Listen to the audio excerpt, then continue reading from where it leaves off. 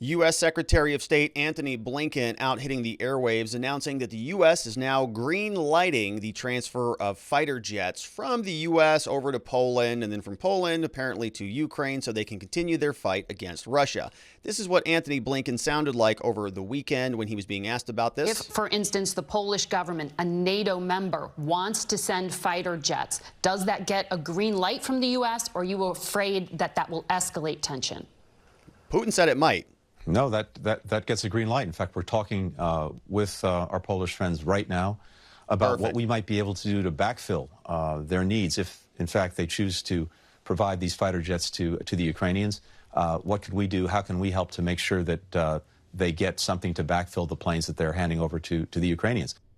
And we've talked about this previously. Putin has said that sanctions, cutting them off from global supply chains and different economic levers of power were analogous to war, and saying that if your equipment that you donate over to Ukraine is used to kill their soldiers or their troops or their efforts, there could be serious consequences. And so what Blinken is saying is that they're not going to be actually using U.S. fighter planes to go engage in battle. They are instead going to donate these planes to refill the planes that the Polish are donating to support the war efforts on behalf of Ukraine. This is what the article tells us over from NBC. It says a White House spokesperson confirmed what Blinken already told us, said that the administration was in talks with Poland about a deal that would involve Poland donating its old Russian MiG fighters. You can see I took a clip of that here. This is the sort of old MiG-29 that apparently Poland is going to be giving over to Ukraine. Say, hey, take these. These are sort of hand-me-down airplanes. We don't really want these anymore. And so they're going to give those to Ukraine, and then they're going to purchase U.S.-made F-16 jets, which I'm sure is a very nice contract for whoever makes those jets to be now. So Poland is getting rid of their old planes, getting new planes. U.S. government contractors, I'm sure, are going to be happy to provide those for them. This is what else Blinken is saying, telling them that they're going to give them what they need to fight the Russian aggression, but the United States or Poland, for example, are not going to be doing the fighting themselves. Here, how that sounds with Blinken. We're in very active discussions with them about that. Look, I've been in Europe for the last couple of days, working closely, as always, with our allies and partners at NATO, the European Union, the G7 countries, and all of us together are continuing to take steps to increase the pressure on Russia through additional sanctions, all of which are very actively under discussion and will be implemented in the coming days, as well as taking further steps to give the Ukrainians what they need to defend themselves against the Russian aggression. Defend themselves against the Russian aggression, because Putin said that if it's your stuff that we see out there on the battlefield, we're going to hold you accountable. President Zelensky, according to NBC, was out on the Zoom meeting circuit on Saturday, having a lot of meetings with a lot of people, trying to bolster support for his embattled country, saying we need more pressure to be put on Russia. He was on a video conference call with about 300 members of Congress here in the United States. That's a lot of Congress people. On Saturday morning, Zelensky doubled down on the need to establish a no-fly zone over Ukrainian airspace. Multiple sources on the call tell NBC News. Marco Rubio on Twitter, you can see here, he posted about this 7:45 a.m. March 5th on Saturday, apparently. Said 7:45, said on a Zoom call now, on a Zoom call now with President Zelensky of Ukraine, and he's out there saying we need this no-fly zone. United States and Western allies have said that, this would be a big problem. The creation of a no-fly zone would put you and the world on a crash course for World War III, or it's wider war.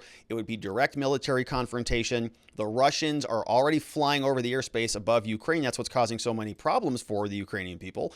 And if you create a no-fly zone, in order to police it, you have to necessarily shoot Russian aircraft out of the skies, which might anger them and trigger a global escalation. Here is what Psaki said about this at the White House. One of the rare times I agree with Ms. Psaki here. President Zelensky is urging President Biden and NATO to impose this no-fly zone. You've said that this would significantly escalate the situation. So just to be clear, is this a no-go for right now, or is this completely off the table, something that you would not consider? Well, the president has been very clear that he is not intending to send U.S. troops to fight a war with Russia. Good call. call. And I think what's important to note here is that is essentially ultimately what this would be a step toward. Because a no-fly zone would require implementation. It would require deploying U.S. military to enforce, which would be a direct conflict, potentially a direct conflict, and potentially a war with Russia, which is something we are not planning to be a part of.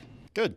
Yeah, that's the right answer. And obviously, if you are going to be creating a no-fly zone, well, you got to enforce it. Otherwise, you're creating something that really has no teeth to it, and you kind of embarrass yourself more than you may have already done. So they're going to make sure they're going to be standing by that. I think, of course, that is the right call. NBC News continues, says that Putin was unhappy about this.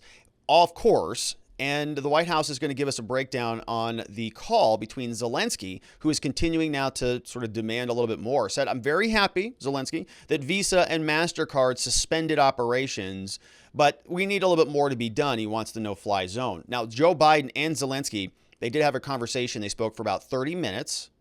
Biden said that the decision and the turning off of Visa and MasterCard are welcomed, and this is the readout of the call.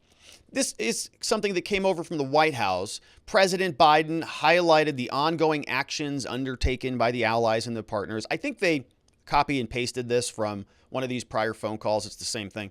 Ongoing actions, highlight the efforts, allies and partners, private industry got it. Said, we're very happy that some other agencies were able to do something here like Visa and MasterCard. We couldn't do anything. Glad they did. President Biden noted his administration is surging security, humanitarian economic assistance to Ukraine, working closely with Congress to what? Secure additional funding. That's right. A lot of money has to come out of these things because war's expensive if you're going to be funding all of these guns and tanks and personnel. It's a lot of money. Biden reiterated his concern about the Russian attack on the nuclear power plant, saying he's glad the reactors are safe. The leader also discussed the talks between Russia and Ukraine. We'll see if those go anywhere. So speaking of money, guess who is there salivating, chomping at the bit? We see here this is, of course, Senate Majority Leader Chuck Schumer. He's from New York. He's one of the lawmakers on the call on that big, gigantic Zoom where they were waking up and communicating with each other on that Saturday morning.